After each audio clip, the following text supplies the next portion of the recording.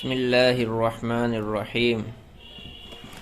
بزرگیرا پرسیدم از معنی این حدیث اعدا عدوک نفسک التی بین جنبیک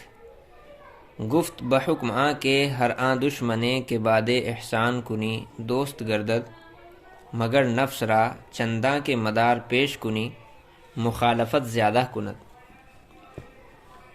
فرشتہ خوئی شود آدمی بکم خوردن وگر خورد چوں بہائم بیوفتد چوں جماد مراد ہر کے براری مطیع امر تو گشت خلاف نفس کے فرما دہد چوں یافت مراد۔ ایک بزرگ سے میں نے اس حدیث کے معنی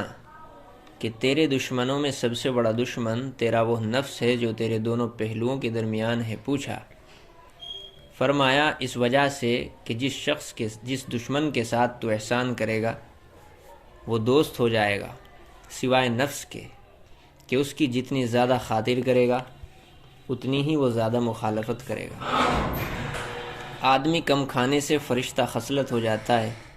اور اگر چوپاؤں کی طرح کھائے گا تو پتھروں کی طرح پڑا رہے گا۔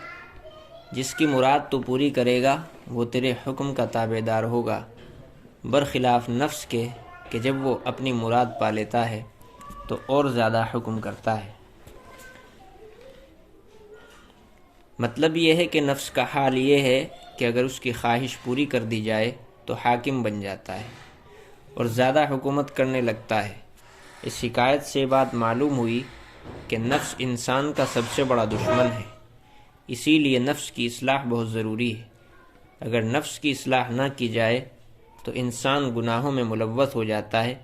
اور اپنی آخرت برباد کر ڈالتا ہے، اسی لیے نفس کشی ضروری ہے۔